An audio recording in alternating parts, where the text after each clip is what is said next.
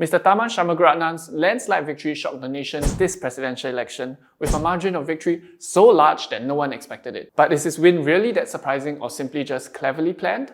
Let's dive into it today on Made Simple. The 2023 presidential election has come to an end, and as we all know, Mr. Tharman won with a landslide victory at 70.4% of the votes. Now that the dust has settled and we've seen many memes come and go during this period, let's take a step back and look at 5 major reasons why Mr. Tharman had performed so well this election.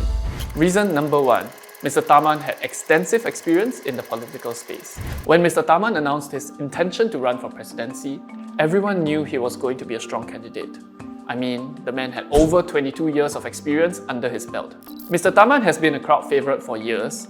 A study conducted by Black Box in Singapore found that more than half were rooting for him to become the next Prime Minister, even back in 2016. Mr. Tharman definitely has an impressive portfolio to support that. He has represented Singapore on an international stage, and he was even the first Asian chair of the International Monetary and Financial Committee. But most importantly, Mr. Tharman is an MP for the people. His team had also consistently performed well during the general elections. In the last GE, his team took a sweeping 74.62% of the votes in Jurong GRC and became the best performing GRC that year. And this is all thanks to the years of groundwork that Mr. Tharman did in Taman Jurong. He is known for walking the grounds and meeting the people quite diligently. And he wasn't just visiting the grounds for the cameras. Store owners at the Taman Jurong Market and Food Centre can attest that he is a regular customer at their food stalls. The fact that so many Taman Jurong residents turned up at his farewell event earlier in June shows how much he has won over the hearts of the Westies. He was truly a people's MP. I think what he stands for, his values, his track record, his personality, I think collectively that gave him an edge from the very start. So to say that he is qualified is an understatement. Mr. Tharman pretty much ticked off all the checkboxes when it comes to being the man for the job. Reason number 2. His opponents were weaker than him. Now, this is not to say that they weren't worthy opponents, but their introduction to the political space was somewhat filled with controversy. His first opponent is Mr. Ng Kok Song. At a glance, he has the experience and expertise to manage Singapore's reserves. Mr. Ng served as the Chief Investment Officer of GIC and as the Director of the Monetary Authority of Singapore. But his personal life came into the spotlight when it was revealed that his fiancée Sybil was 30 years younger than him. The age gap received tons of negative criticism, and all that buzz distracted the public from the presidential messages that he was putting out. So unfortunately, his relationship with her overshadowed his entry into the political arena. And people weren't too impressed by his debut when he first announced his intention to run. Imagine a new K-pop idol debuting with a really juicy dating scandal. It's gonna be a PR disaster. The next opponent is one that many find familiar, which is Mr. Tan Kin Lian. Mr. Tan served as a Chief Executive Officer of NTUC Income from 1977 to 2007. He also established the Financial Service Consumer Association to educate people about long-term financial security. However, Mr. Tan's return to the political arena wasn't an easy one. When a series of controversial social media posts he had made in the past resurfaced, ex-Singapore diplomat Bilahari Kausikan labelled him as both a sexist and a racist. Even organisations like Pink Dot and Aware spoke out against him for the comments he had made. Some of the people passed nasty comments. How can this thing you want to post in your Facebook? And I say, please leave it to me. If you don't like what I post, please stay out. So on that end, he was lacking a lot of young voters' support. Just listen to what a young voter had to say about Mr. Tan. I watched this one podcast where he said, Singapore would be a lot better if we allowed like 50% of women to be homemakers. For me, it goes to show how little he understands about, gender equality. And I think that is of paramount importance if you are going to take up such a high unifying position that is meant to represent every single Singaporean, regardless of race or gender. How might that affect how he views his work in the community? Other than that, Mr. Tan was never really the popular choice to start with. He was the worst performing candidate in the 2011 presidential elections, clinching only 4.9% of the votes.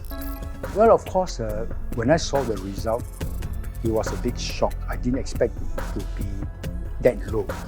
As such, the general public had some reservations about him contesting again, and critics were skeptical of his performance during this election. So as you can see, Mr. Tharman's opponents had a lot of external forces going against them. This skewed the public's perception of them, resulting in Mr. Tharman standing out as the strongest candidate. Reason number 3. The endorsement from opposition figures swung middle ground voters towards Mr. Tharman. Dr. Tan Cheng Bock, Mr. Tan Ji Se, and Dr. Chee Soon Juan went public with their support for Mr. Tan. This move positioned Mr. Tan from an impartial candidate to one closely aligned with opposition voters.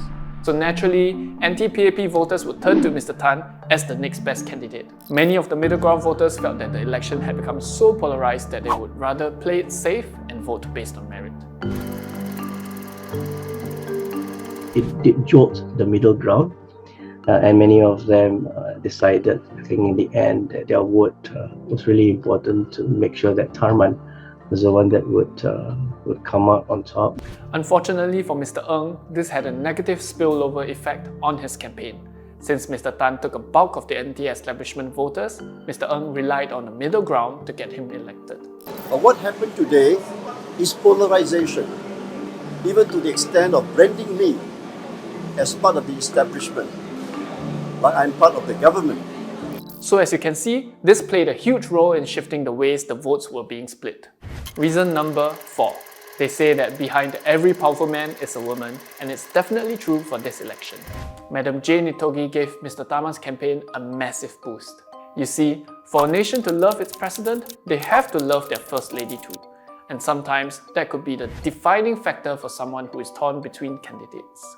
Let's start with Mr. Tan Kin Lian's wife, Madam Tay Siu Hong.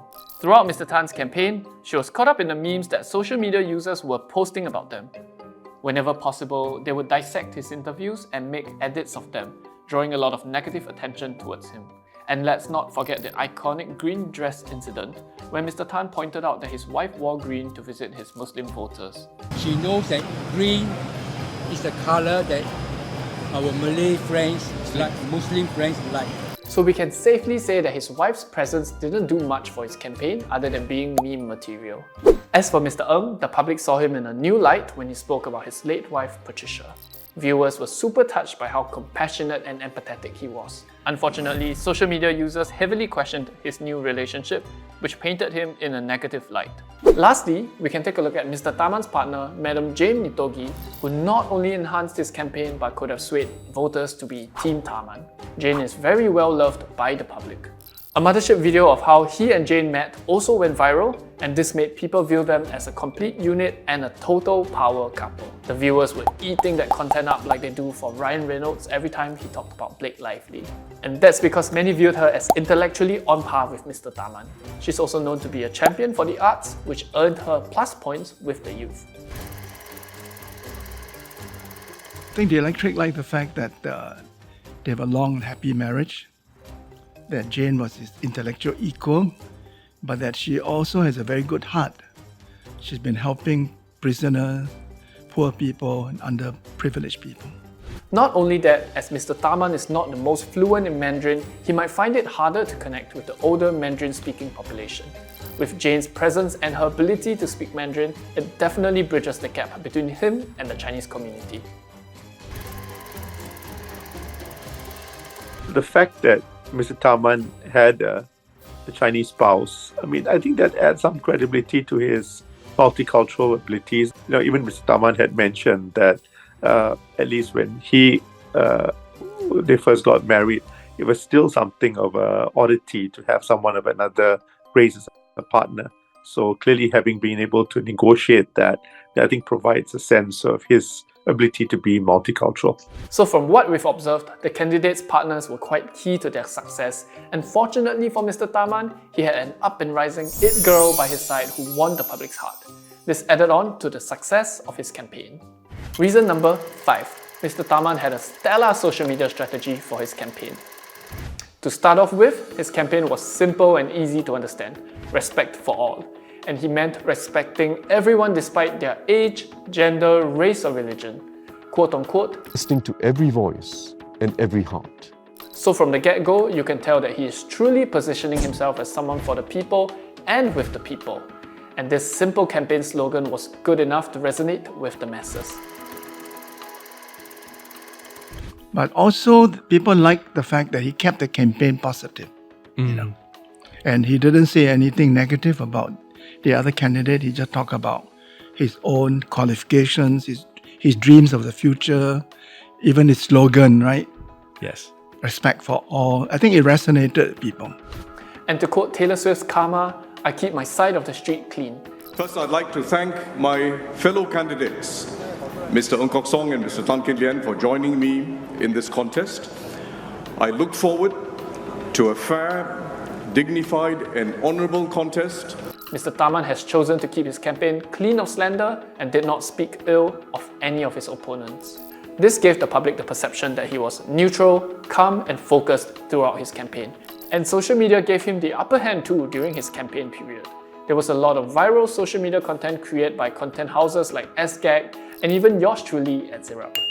For example, the This Is Tharman playlist on Spotify was created after Mr. Tharman reviewed his song recommendations on Political Prude, the podcast. The public were impressed by his spectacular taste in music and felt that they could really vibe with him. All he needed to do was to put an Evermore or Folklore track on the list and he would have the young voters by their throats. Even content featuring Mr. Tharman from local influencers were doing well. That one video where he did with Mark Lee, where he was asked if Mr. Tharman liked eating Teochew food because his darling is Teochew, made for a swoon-worthy clip. But I think the most viral-worthy content to come out of his campaign was his campaign logo. This iconic pineapple imagery caused so much buzz online. His post introducing the logo was captioned with "Let the good times roll" and the comments passed the vibe check too. People were making heng on huat jokes and asking Mr. Tharman to grace their new B2Os with a pineapple. It was a smart move to use such a simple yet iconic logo. It is appealing to the Chinese population. Pineapples are linked with hospitality and luck in Chinese culture. And it is Gen Z approved because the younger supporters can easily show support for him using the pineapple emoji. When questioned why, Mr. Tharman simply said that the pineapple is easy to remember and nice to look at. Plus, everyone loves pineapple tarts. Now we easily associate Mr. Tharman with pineapples. Not even SpongeBob can compete. We can see how Mr. Tharman's team harnessed social media to their advantage, with most of the viral content being user-generated. Having a positive online presence was something that both Mr. Tharman and Mr. Ng had on their side. This shows the importance of having a good social media team in a time where people seek their information online, and this is why social media played a key factor for his success. So that's pretty much it. With Mr. Tharman's strong political background and online presence, his opponents' weaknesses and the polarizing election landscape, they had all played a part in his landslide victory. But we want to hear from you. Did the election results come as a surprise? Let us know in the comments below. If you enjoyed this video, please let us know what else you want made simple. Please also like, comment and subscribe to our channel Zirap Media for more videos just like this.